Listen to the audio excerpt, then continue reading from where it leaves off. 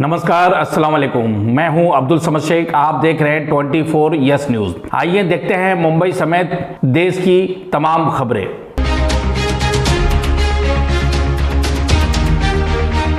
Hello friends, मैं हूं अब्दुल समद शेख। आप देख रहे हैं 24 यस न्यूज़।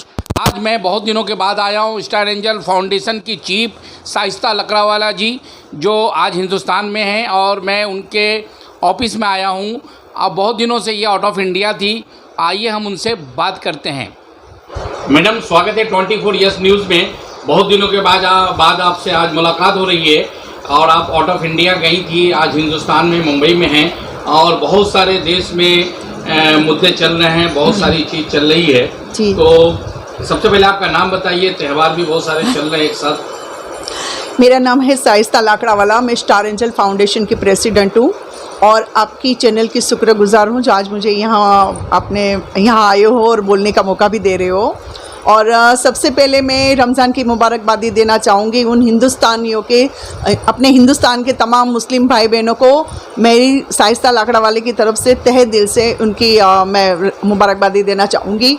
और अम्बेडकर जयंती थी कल, और आज हनुमान जयंती है, और हनुमान जयंती के लिए भी मैं सारे हिंदू के भाई बहनों को मेरी तरफ से मुबारकबादी। अभी पवित्र महीना रमज़ान चल रहा है, जो लोग रोज़ा रखते हैं और उपवास रखते हैं। मुस्लिम भाई तो रखते ये त्यौहार ऐसा है कि इसमें हिंदू भाई या दूसरे धर्म के लोग भी सम्मान करते हुए रोज़ा रखते हैं। लेकिन हमारे राज ठाकरे जी जो MNS के चीफ है, उन्होंने कहा इससे पहले भी ये कहा कि भाई माइक उतार दिया जाए। आवाज़ से हिंदुओं को तकलीफ़ है, बहुत तकलीफ़ होती है माइक की आवाज़ से, भूमि की आवाज़ से, और नहीं तो हम हनुमान चालीसा पढ़ेंगे। और कुछ जगह पे उन्होंने ऐसा कराया भी, तो माहौल बहुत गर्म हो गया था। और उन्होंने फिर से ऐलान किया है कि 3 तारीख तक, 3 बोले तो 3 मई, ओके, जो ईद का दिन पड़ेगा, अगर उस दिन तक भोमा नहीं उतरा मस्जिदों से, तो हम वहाँ जाकर के हनुमान चालीसा लगाएंगे।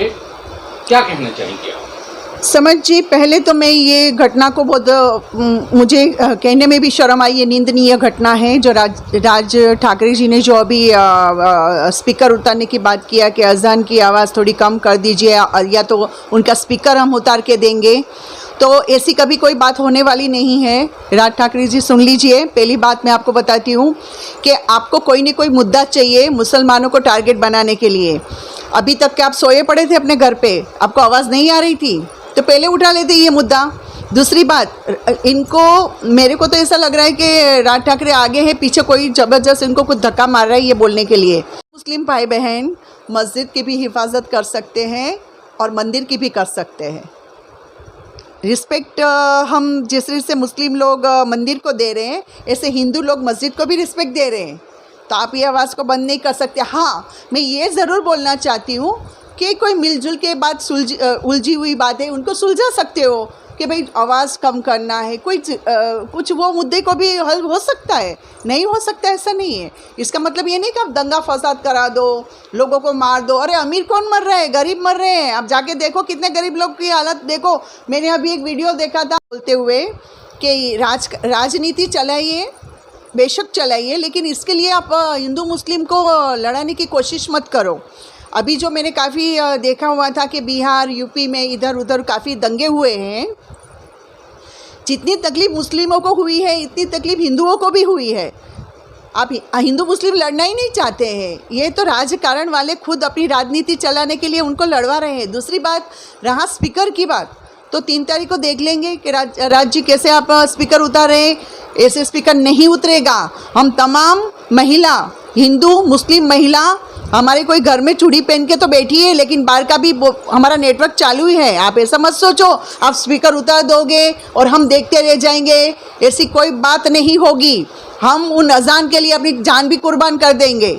आप कैसे उठा सकते हैं ऐसे स्पीकर? आपके पास तो कोई मुद्दा है ही नहीं। अभी कहा कि हम हिंदू मुस्लिम और हम एक है, हम हिंदू मुस्लिम एक है, इनकी एकता को कोई हिंदुस्तान में नहीं तोड़ सकता। आप मत लड़वाइए, ये हिंदू मुस्लिम लड़ ही नहीं रहा, ये वो उनको इनके जो होते हैं ना, जो अनपढ़ जाहिल गंवार ऐसे गाँव में से निकाल के उनको ये पत्थरमारी करवाते हो आपने। अच्छा आप एक बताओ, गुजरात के अंदर अभी दंगा फसाद हुआ, यूपी में हुआ, सरकार किसकी आप बताओ। आ जाओ इधर, आ जाओ महाराष्ट्र के अंदर, हम महाराष्ट्र के हिंदू हम लोग एक बन के रह रहे, एक ही थाली में खा रहे हैं, मत लड़ाओ उसको। 3 तारीख को मस्जिद के सामने हनुमान चालीसा पढ़ाएंगे, तो ये आपकी हिंदुत्व भावना को सूट नहीं कर रहा है। आप जिस से बात कर रहे हो, आपको अगर पढ़ाना है तो अपने मंदिरों में पढ़ाइए, हनुमान चालीसा पढ़ाओ, गायत्री चालीसा पढ़ाओ, महाभारत, जो भी रामायण, जो भी पढ़ाना है वो पढ़ाओ। कौन मुसलमान भाई बोल रहे हैं कि अपने मंदिर के अंदर आप इतना ज़ोर से हनुमान चालीसा मत पढ़ाओ? एक मुसलमान ने आज तक कोई ऑब्जेक्शन हिंदू के मंदिर को लेकर नहीं लिया है, तो आप मुसलमानों को टारगेट मत बनाओ।